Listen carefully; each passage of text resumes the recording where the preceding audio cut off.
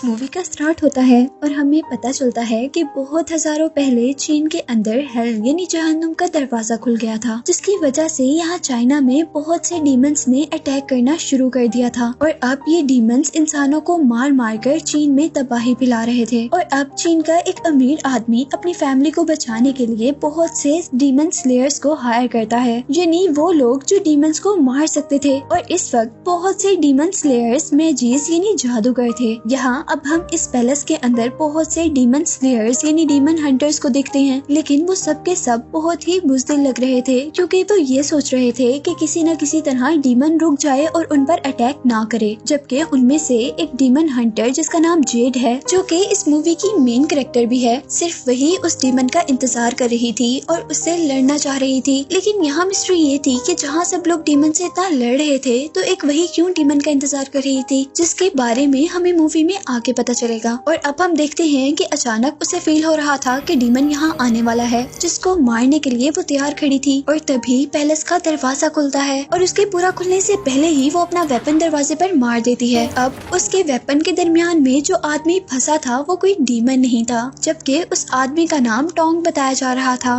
जो कि जेड की तरह ही डीमन को मारने के लिए यहाँ आया था, यानी हम उसको भी डीमन हंटर कह सकते हैं। लेकिन यहाँ आते ही वो एक सेकंड के लिए जेड से डर गया था, क्योंकि जेड ने उस पर बहुत बुरा अटैक किया था और इसीलिए वो जेड की खुश आमद करना शुरू कर देता है, उसे इंस्पायर यानी इम्प्रेस करने के लिए। पर जेड को उसकी बातों में कोई इंटरेस्ट नहीं था, क्योंकि वो यहाँ डीमन की प्रेजेंस को फील कर रही थी और उसी से लड़ना चाहती थी। और तभी अचानक हम देखते हैं कि वहाँ पैलेस में लगी हुई बेल्स बजने लगती हैं और अचानक जमीन टूट जाती है, जिसको देखते ही सारे के सारे डीमन सेंटर अपने अपने मैजिक का यूज करते हुए उस डीमन को हराने की कोशिश में लग जाते हैं। लेकिन वो डीमन उनके मैजिक से कंट्रोल में आने के बजाय उन्हीं लोगों को अपने पास खींच लेता है, जिसके कुछ देर बाद कुछ हड्डियां जो कि यकीनन उन्हीं डीमन हंटर्स की थीं, उस होल में से निकलती हैं जहां पर डीमन था। और ये सब कुछ देखकर उनका लीडर जिसने इन डीमन हंटर्स को हायर किया था वो बहुत ज्यादा डर गया था। जबकि दूसरी तरफ यही सब देखते हुए दूसरे डीमन हंटर्स भी यहाँ से भाग गए थे, जिनका अब डीमन पीछा कर रहा था। जबकि उनके पीछे खड़ा हुआ टोंग, जो कि एक डीमन हंटर ही था, वो भागने के बजाय उनको देख रहा था, जिसको अचानक वो डीमन जो कि एक मॉन्स्टर की तरह दिख रहा है वो अपनी हैंड लाइक टंग से पकड़ लेता है। जिसे देखते हुए अब कुछ और डीमन हंटर डीमन को मारने के लिए बाहर निकलते हैं, जिनको देखते हुए अब डीमन उनको अपने जायंट हैंड के नीचे दबाकर मारने वाला था। और उससे बचते हुए वो स्लेयर्स यानी वो हंटर्स वहाँ से बुज़दिलों की तरह भाग गए थे। जबकि यहीं पर अब हम डीमन को शहर की तरफ बढ़ता हुआ देखते हैं और जहाँ जहाँ से अब वो गुजर रहा था वहाँ से ग्राउंड टूटना शुरू हो जाता है, जिसके रिजल्ट में पूरे शहर में ऐसा फील हो रहा था कि वहाँ पर अर्थक्वेक आ रहा हो, जिससे डर कर लोग अपनी जान बचाने के लिए एक महफूज मकाम की तरफ भाग रहे थे। और वो डीमन सारी बिल्डिंग्स को गिराता हुआ लोगों के रश तक पहुँच गया था। और यहाँ डीमन हंटर्स अपने आखिरी अटैक के लिए शहर के एक बहुत बड़े ब्रिज तक पहुँचे थे और इनके अब इस मैजिक अटैक से वो डीमन अपने आप को रिवील करते हुए पानी में से अपने आप को बाहर निकालता है। और उसके बाहर निकलते ही हमें पता चला था कि टोंग जिसको उस डीमन ने खा लिया था वो असल में अभी तक मरा नहीं था, क्योंकि इस वक्त हम उसको डीमन की बैक पर बैठा हुआ देख रहे थे और वो उस वक्त डीमन को कंट्रोल करने की कोशिश कर रहा था ताकि वो आगे तबाही न फैला सके। जबकि वो डीमन बाहर निकलते ही डीमन स्लेयर्स के लीडर को खा जाता है, जिसके बाद हम देखते हैं कि वो मॉन्स्टर यानी वो डीमन सब चीजों को तोड़ता हुआ अपने सामने आने वाले लोगों को खाता जा रहा था। जिस दौरान वो अपने ऊपर बैठे हुए टोंग को भी अपने ऊपर से नीचे गिरा देता है। और अब यहाँ पर एंट्री होती है जेड की, जो कि अब डीमन पर अपने पॉइजनस एरो से अटैक करने वाली थी। जिस दौरान वो डीमन भी गुस्से से चिल्लाते हुए लोगों को खाता जा रहा था। और अब जैसे ही वो डीमन एक आदमी को खाने लगता है तो हम देखते हैं कि टोंग उस आदमी को बचाने के लिए जाता है और जैसे ही टोंग उसे बचाने के लिए जंप करता है तो जेड का एरो डीमन के बजाय टोंग को लग जाता है, जिसकी वजह से वो भी अब जमीन पर जा गिरा था, जहाँ एक ओल्ड लेडी ने उसे गलत आदमी समझकर स्लैप कर दिया था। जबकि दूसरी तरफ अब वो लड़कियां उस अटैक को छोड़कर डीमन पर दूसरा अटैक करने वाली थी और जैसे ही वो उसकी आई पर अटैक करती हैं तो फाइनली डीमन मर जाता है। और अब जेड उस क्रिएचर की बैक पर चढ़कर उसकी बैक पर कट लगाती है और टोंग जल्दी से जंप करते हुए जेड को क्रिएचर के ऊपर से उतारते हुए उसे उस क्रिएचर के पॉइजनस ब्लड से बचाता है। और यहीं पर हमने देखा था कि जैसे ही उसका ब्लड दूसरे आदमी के फेस पर गिरा था तो उसका फेस जलने लगा था, यानी उसका ब्लड बहुत ज्यादा खतरनाक था।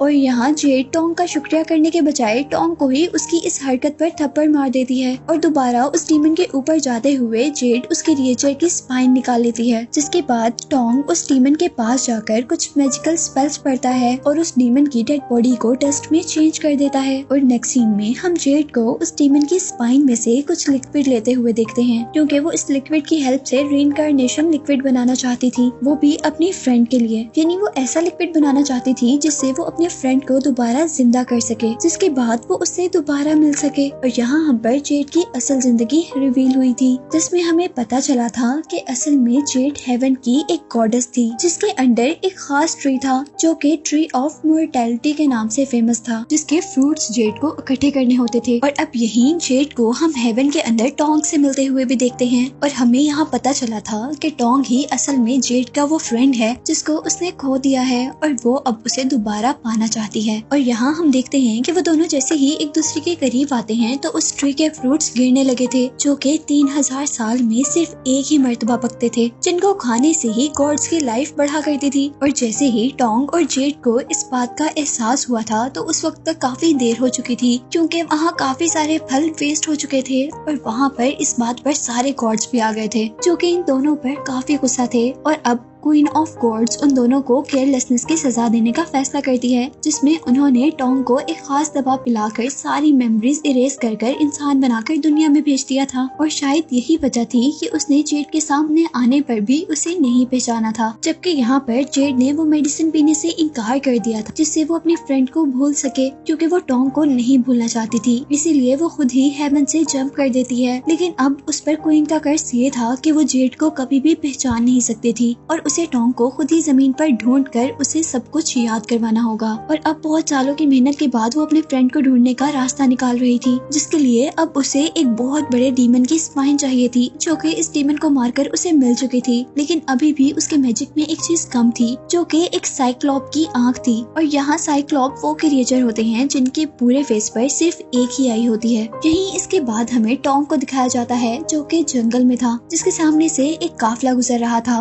और कैरेज के अंदर हम बहुत ही खूबसूरत लड़कियों को देखते हैं, जो कि असल में डीमंस थी, जिनको टोंग ने पहले ही नजर में पहचान लिया था। जबकि वो डीमंस भी जान गई थी कि टोंग कोई आम इंसान नहीं है, बल्कि एक बहुत ही पावरफुल इंसान है, क्योंकि उन डीमंस को टोंग के इर्द गिर्द एक गोल्डन लाइट नजर आ रही थी। और यहीं पर एक ग्रीन ड्रेस डीमन टोंग को देखकर उसे पहचान जाती है और यहाँ उसे याद आता है कि टोंग उसका सेवियर है, यानी एक मर्तबा टोंग ने उसकी जान बचाई थी। और टोंग के इस दुनिया के पास्ट के बारे में हमें पता चलता है कि हेवन से आने के बाद वो एक ड्रैगन था जिसने डीमंस को मारा था और यहीं पर उसने एक बहुत ही बड़ी इवल क्रिएचर को बुद्धा स्टैचू के नीचे कैद भी कर दिया था। पर यहीं पर हम देखते हैं कि उस क्रिएचर का एक बेबी उस क्रिएचर के मुंह से बाहर निकल कर आ गया था और यहाँ टोंग ने उसे देख भी लिया था, पर उस बच्चे को मारने के बजाय उसने उस बच्चे को वहाँ से दूर किसी इलाके में जिंदा छोड़ दिया था। वो डीमन हमें छोटा सा स्नेक नजर आ रहा था और यहाँ हमें पता चला था कि ये ग्रीन ड्रेस में जो लड़की है वही स्नेक डीमन है, जो कि टोंग को बहुत सौ सालों के बाद देखकर बहुत ज्यादा हैरान थी। और उसे यहाँ पर रियलाइज हुआ था कि उसकी जिंदगी टोंग की ही दी हुई है और वो उसकी जिंदगी की मकरूज है। और अब इसके बाद हम उन तीनों डीमंस को एक पैलेस में देखते हैं, जहाँ उन तीनों के फादर जो कि डीमन लॉर्ड हैं, वो उन तीनों पर बहुत ज्यादा गुस्सा हो रहे थे, क्योंकि उनका प्लान जो खराब हो गया था।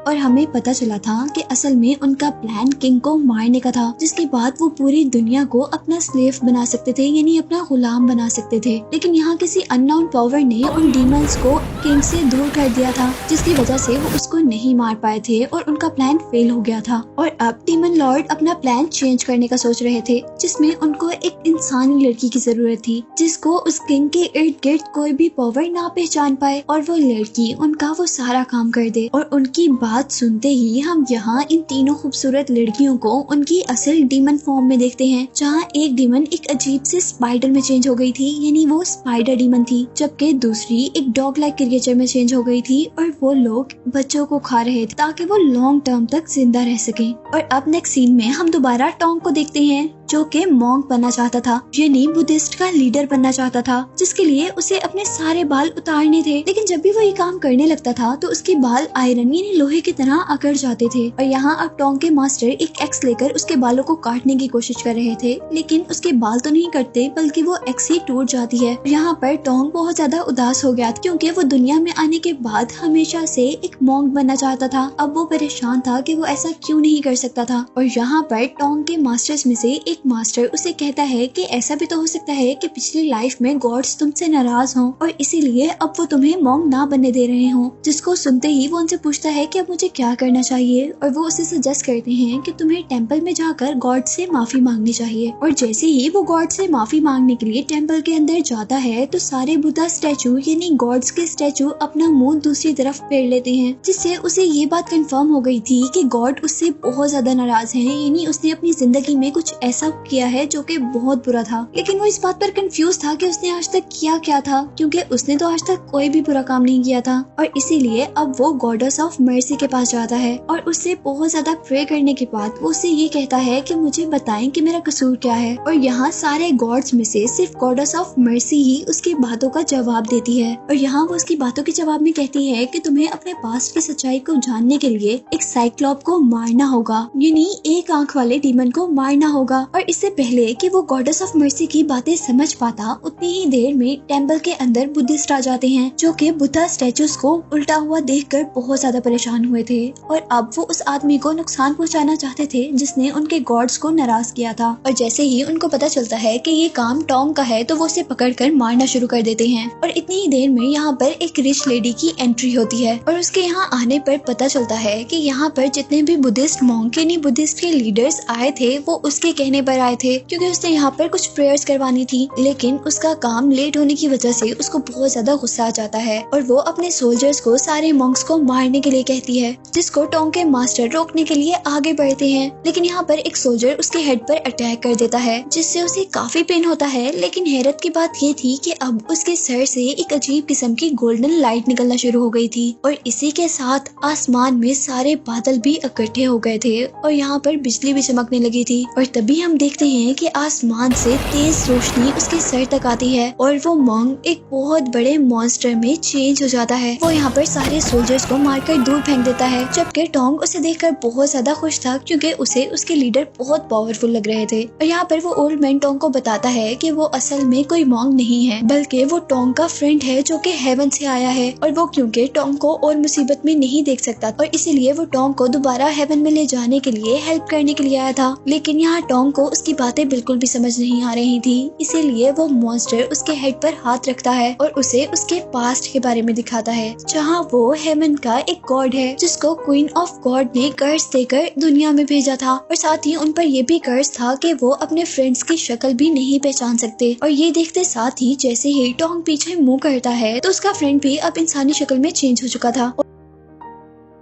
और वो अब टोंग से कहता है कि तुम्हें अब जल्दी से एक साइक्लोप को मारना होगा जैसे गॉड ऑफ मर्सी ने कहा, और तभी तुम्हारा कर्ज खत्म होगा, जिसके बाद ही तुम्हें अपने फ्रेंड की ट्रू आइडेंटिटी यानी ट्रू शक्ल पता चलेगी। और यहीं दूसरी तरफ अब हम डीमन लॉर्ड को देखते हैं, जिसकी नजर अब टोंग पर थी, जिसने इस डीमन लॉर्ड को बहुत सालों तक बुद्धा स्टैचू के नीचे कैद रखा था और अब वो उससे बदला लेना चाहता था। इसीलिए वो अपनी डॉटर्स यानी अपनी बेटियों से कहता है कि तुम टोंग के फ्रेंड को पकड़ कर लेकर आओ और हम अपना प्लान उसी के जरिए पूरा करेंगे। लेकिन यहाँ पर स्नेक डीमन उसकी बात से बिल्कुल भी एग्री नहीं कर रही थी, पर वो उसके आगे कुछ बोल भी नहीं सकती थी, इसीलिए वो मान तो जाती है पर उसे अपने सेवियर को नुकसान पहुंचाते हुए गिल्ट फील हो रहा था। और अब नेक्स्ट सीन में हम सोल्जर्स के एक काफिले को देखते हैं जिसे एक वॉरियर लीड कर रही थी, जिसका नाम था एंग्री मुस्टैच। और वो जैसे ही एक रेस्टोरेंट पर खाना खाने आती है तो हमें पता चलता है कि वो रेस्टोरेंट टोंग का है। लेकिन यहाँ क्योंकि उसने नया रेस्टोरेंट बनाया था तो इसीलिए उसे कुछ भी फूड बनाना नहीं आता था, जिसकी वजह से एंग्री मुस्टैच को बहुत ज्यादा गुस्सा आ गया था और वो अपने आप को एक हॉक में चेंज करते हुए टोंग को डराती है, क्योंकि उसे किसी भी हाल में फूड चाहिए था।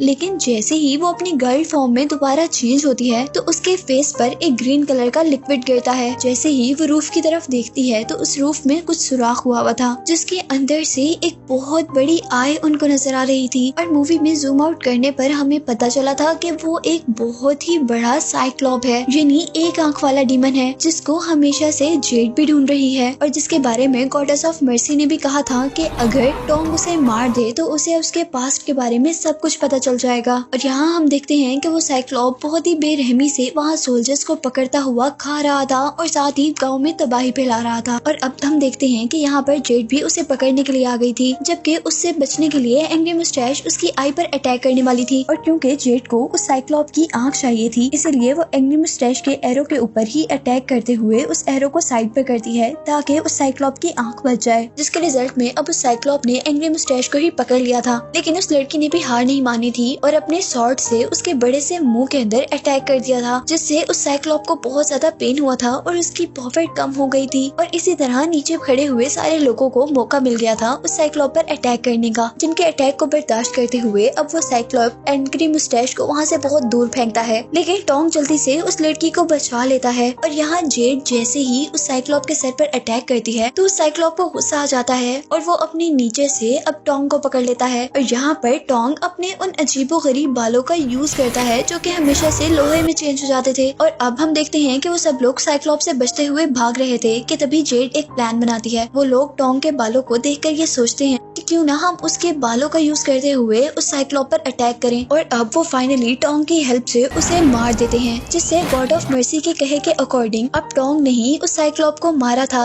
जबकि दूसरी तरफ हम देखते हैं कि जेड ने उस साइक्लॉप की आंख ले ली थी और वो अब अपने साथियों के साथ अपनी लैब में पहुंचती है। और जैसे ही वो अपनी मशीन के अंदर उस आई को डालती है तो वहाँ पर एक प्रोजेक्शन स्टार्ट हो जाती है, जिसमें उस पर रिवील होता है कि टोंग ही वो आदमी है जिसको वो हजारों साल से ढूंढ रही थी। और यहीं पर हम देखते हैं कि टोंग भी उस लैब के अंदर आ गया था और टोंग भी वो सब कुछ देखकर बहुत इमोशनल हो गया था और आखिर वो दोनों मिल ही गए थे। लेकिन तभी हम यहाँ पर डीमन लॉर्ड को देखते हैं जो कि हमेशा से टोंग से अपना बदला लेना चाहता था। और इससे पहले भी हमने देखा था कि उसने प्लान बनाया था कि वो जेड की हेल्प से अब अपने उस गंदे प्लान को पूरा करना चाहता था, जिसमें वो पूरी दुनिया को अपना गुलाम बनाना चाह रहा था।